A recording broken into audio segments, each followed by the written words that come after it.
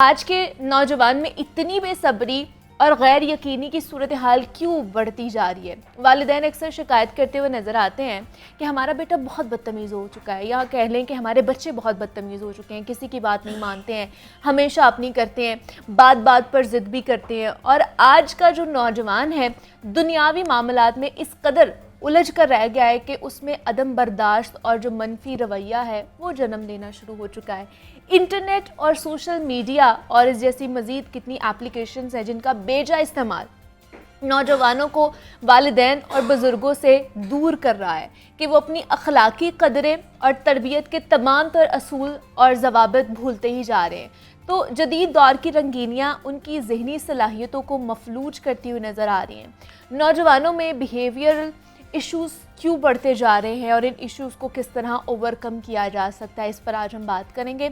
हमारे साथ इस वक्त मौजूद हैं फ़ातिमा ताहिर हैं, क्लिनिकल साइकोलॉजिस्ट हैं। फ़ातिमा, आपको वेलकम कहती हूँ जागो लाहौर में। कैसी हैं आप? थैंक यू सो मच, अल्हम्दुलिल्लाह। आप बताएं? मैं भी बिल्कुल ठीक ठाक। फ़ातिमा, ये जो बिहेवियर इश्यूज़ हैं ये दिन ब दिन ख़ासतौर पर नौजवान नस्ल में बढ़ते जा रहे हैं, तो इसको एक तो किस तरह ओवरकम किया जा सकता है, लेकिन इससे पहले मुझे बताइए इसके पीछे के जो कॉजेज़ हैं वो क्या क्या आपको लगते हैं कि उनकी वजह से ये जो बिहेवियर इश्यूज़ हैं ये बढ़ रहे हैं? अच्छा, देखिए, सबसे पहले तो हमारे लिए ये अंडरस्टैंड करना ज़रूरी है कि नौजवान होने से पहले वो एक बचपने से गुज़रता है। एग्जैक्टली। जब वो बचपने से गुज़रता है तो उसकी ब्रॉटअप में क्या चीज़ें हैं जो उसने देखी हैं, उसकी रूटीन में क्या चीज़ें हैं जो उसने देखी हैं। अगर उसने कोई भी बिहेवियरल इशू अडॉप्ट कर लिया है तो वो किस एज में किया, किस स्टेज में किया, किस वजह से किया, तो बेसिकली ये कहीं ना कहीं इसका जो रूट कॉज है वो उसके बचपने में मौजूद होता है। अच्छा। बहुत सी ऐसी साइकोलॉजिकल डिसऑर्डर्स हैं जिनको हम पढ़ते तो अडल्टहुड में हैं, लेकिन उसमें भी कहीं ना कहीं जो है वो बचपने का रोल, कहीं ना कहीं से ज़्यादा बचपने का रोल मौजूद होता है। तो बेसिकली सबसे पहले तो हमने ये फिगर आउट करना ना कि कौन सी बच्चों के अंदर ऐसी आदत हैं जो कि बाद में बड़े होने के बाद उनके लिए मुश्किलात पैदा कर सकती हैं। देखिए, जैसे हम सिर्फ एक बहुत छोटी और एक, जिस तरह इस टाइम पे तो बहुत सी माएँ हमें देख रही होती हैं, बच्चों में टेंट्रम्स की एक आदत बहुत ज़्यादा पाई जाती है। बच्चे ने एंगर टेंट्रम्स थ्रो करने हैं, कुछ खरीदना है, कुछ उसको नहीं मिल रहा, ज़मीन पे गिर जाएगा। वही बच्चा जैसे थोड़ा थोड़ा बढ़ना शुरू हो जाएगा, आप देखेंगे उसको उसके पानी का ग्लास टाइम पे नहीं मिला, वो रिमोट उठा के फेंक देगा। ठीक है, उसकी बात टाइम पे नहीं मानी गई है, वो कुछ और तरीकाकार इस तरह का इख्तियार करेगा जिससे उसका काम हो जाए। तो हमने ये देखना है कि क्या उस बच्चे को अगर उसी टाइम पे, जब उसका टाइम था चीज़ों को बदलने का, तब बदला गया या नहीं बदला गया। अच्छा, इसमें एक बहुत बड़ा फैक्टर हमारे लिए समझना बहुत ज़रूरी है कि बच्चे भी तो एक्चुअली कहीं से सीख रहे हैं ना। तो जब बच्चा अपने पेरेंट्स को देख रहा है कि वो आपस में कम्युनिकेट करते हुए किस तरीके से बात करते हैं, अब उसका फादर ऑफिस से घर आया, बेसिकली यहाँ पर हो रही होती है डिस्प्लेसमेंट। डिस्प्लेसमेंट कैसे हो रही है कि वो ऑफिस से आया और ऑफिस में बॉस का तो जोर चलता है अपने एम्प्लॉय पर, तो उसने अपना घर का गुस्सा निकाल दिया अपने एम्प्लॉय पर। एम्प्लॉय ने आगे डिस्प्लेसमेंट की और उसने गुस्सा निकाल दिया माँ पे। जब माँ के ऊपर गुस्सा हुआ तो बच्चे ने वो चीज़ पिक की कि किस तरीके से फादर ने अपने गुस्से को माँ पे निकाला। उसके बाद माँ ने अपने गुस्से को किस तरह से बच्चे पे निकाला, क्योंकि उसका जोर चलता है अपने बच्चे के ऊपर। सो बेसिकली डिस्प्लेसमेंट का जो प्रोसेस है ना, ये बच्चे के अंदर बहुत सारे बिहेवियरल इश्यूज को कॉज कर रहा होता है। अच्छा। फिर वही बच्चा जब अपने टॉयज़ के साथ बैठा हुआ उनको उसी तरीके से मारेगा, उसी तरीके से पकड़ेगा, उसी तरीके से उनको डैमेज करने की कोशिश करेगा।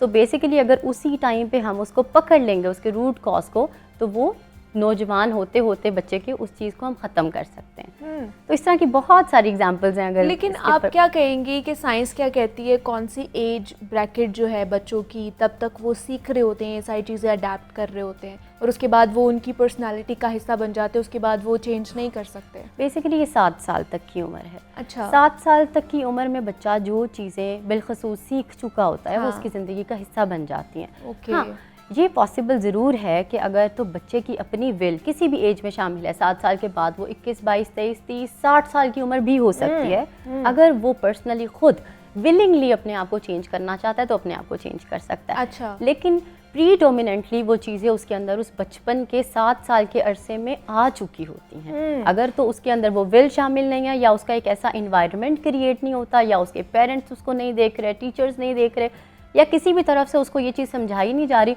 तो माइट भी उसकी वो 7 साल वाली ज़िंदगी उसकी 70 साल तक चलती रहेगी। ओके, मतलब ये टाइम पीरियड बहुत इम्पॉर्टेंट है बहुत खासतौर पर बच्चों के लिए। और अगर आप चाहते हैं कि हमारा बच्चा जो है अच्छी ज़िंदगी गुजारे तो इस टाइम पीरियड में उनको हमें देखना चाहिए, खासतौर पर तरबियत के हवाले से। बिल्कुल, देखिए अब हमारे पास जब केसेस आते हैं, अभी भी जिस तरह मैं सर्च फॉर जस्टिस के थ्रू काम कर रही हूँ, अच्छा। तो हमारे पास अडल्ट्स भी आते हैं, बच्चे भी आते हैं। हमारे पास बेसिकली जब अडल्ट आता है ना, हाँ। तो हम उसको जब भी वो कोई अपना इशू डिस्कस करते हैं, हम उससे एक सवाल पूछते हैं कि आपका बर्थ ऑर्डर क्या है।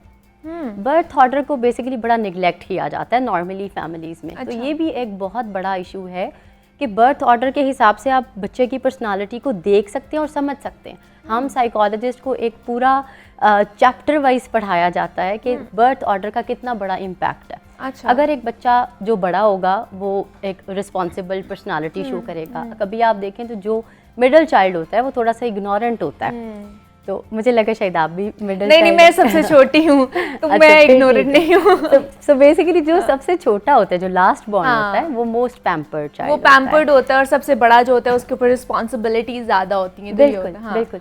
तो जब हम अच्छा, बहुत से बच्चे जब हमारे पास फैमिली के इश्यूज़ के साथ आते हैं, पेरेंट्स के दरमियान लड़ाई होती है तो हमें बहुत बड़ा उस चीज़ का असर होता है, तो वो बच्चा कहीं ना कहीं फर्स्ट बॉर्न होता है। अच्छा। तो इन चीज़ों का भी बहुत बड़ा असर होता है। फिर वही चीज़ें जब उनके अंदर पैदा, अब देखें आप ओनली चाइल्ड के करैक्टरिस्टिक्स बहुत मुख्तलिफ हैं। हाँ। अगर हम सिर्फ ओनली चाइल्ड की बात करें, जिस घर में सिर्फ एक ही बच्चा पाया जाता है, बच्चा या बच्ची जो भी हो सकता है, उनके अंदर उनको चूँकि बहुत ज़्यादा पैम्पर किया जाता है, हर चीज़ वक्त पे मिलनी है, हर चीज़ उनकी जैसे उन्होंने डिमांड किया उनको वो चीज़ मिल जानी है। तो उनके अंदर वो जो पेशेंस की एक चीज़ है वो ख़त्म होना शुरू हो जाती है, टॉलरेंस ख़त्म होना शुरू हो जाती है। वो उस तरीके से चीज़ों को समझ नहीं पाते, वो ज़िंदगी की तलखियों को एक्सेप्ट नहीं कर पाते हैं। फिर उनके अंदर शेयरिंग की जो हैबिट है वो नहीं होती है, क्योंकि उन्होंने किसी के साथ शेयर किया ही नहीं। और पेरेंट्स भी जब उनको किसी और गैदरिंग में लेके जाते हैं तो वो हमारा एक बच्चा वाला, तो वो उसकी वजह से भी वो प्रॉब्लम्स उसकी जब वो अडल्टहुड में आता है तो वो चीज़ें उसकी बिल्कुल पुख्ता हो चुकी होती हैं। अच्छा। जो कि बाद में उसके लिए बहुत ज़्यादा प्रॉब्लमेटिक हो सकती हैं। नहीं, तो हम ये देखते हैं कि जो वायलेंस होता है या बहुत ज़्यादा गुस्सा करना, ये हमारे एडल्टहुड में जाके ही ज़्यादातर हमारा शो होना शुरू होता है। बचपन में तो हम छोटी मोटी हरकतें कर लेते हैं, गुस्सा भी कर लेते हैं, लेकिन जो सही में चैनलाइज होता है हमारा गुस्सा वो एडल्टहुड में जाके होता है, जिसकी हम आज बात भी करें कि यंगस्टर्स में बिहेवियरल इश्यूज़ जो हैं, मतलब गुस्सा करना, किसी से अच्छे से बात नहीं करना, अपने बड़ों की इज़्ज़त भी नहीं करना, ये बहुत दूर होते जा रहे हैं, अखलाकियात से हम लोग दूर होते जा रहे हैं। तो इन चीज़ों को किस तरह टेकअप हम कर सकते हैं, किस तरह ओवरकम इन चीज़ों को कर सकते हैं? अब हमें पता चल गया कि अच्छा ये चीज़ है एक बच्चे के अंदर, तो उसको किस तरह लेकर जाया जा सकता है? अच्छा देखिए, और ऊपर से ये कि वो बच्चा आपको समझेगा भी नहीं, क्योंकि एडल्ट है, यंगस्टर्स हैं और आपको पता है ज़रा उनका खून जो है वो जोश मार रहा होता है। बिल्कुल बिल्कुल। अच्छा, मेरा बहुत ज़्यादा जो है ना वो ड्यूरिंग काउंसलिंग मेरा कनेक्शन जो है वो बड़ा स्ट्रॉन्ग रहता है, स्पेशली ये जो एडोलेसेंट्स वाली एज है ना, इनके साथ मुझे ऐसा लगता है कि लोग इनके बारे में थोड़ा सा गलत समझते हैं। अच्छा। ये बच्चे जो हैं ये ज़्यादा जल्दी बात को पिक करते हैं, लेकिन इसके लिए ज़रूरी है कि आपने बिल्कुल इनके स्टाइल में जाके बात करनी है। अच्छा। आपने इनके मुताबिक बात करनी है, आपने इनके दोस्तों की थोड़ी सी तारीफ़ करनी है और फिर इनको समझाना है कि उनमें ये गलती है। तो इस तरीके से अब वो स्क्रीन टाइम तो देख रहे हैं, फ़ोन तो यूज़ कर रहे हैं, आप उनको ये नहीं कह सकते कि आपने इसको बिल्कुल यूज़ नहीं करना, लेकिन आप उसकी पहले तारीफ़ करें। हाँ, तुम फ़ोन यूज़ करते हो, ये तो ऐप बड़ी अच्छी है, इसका बड़ा फ़ायदा है।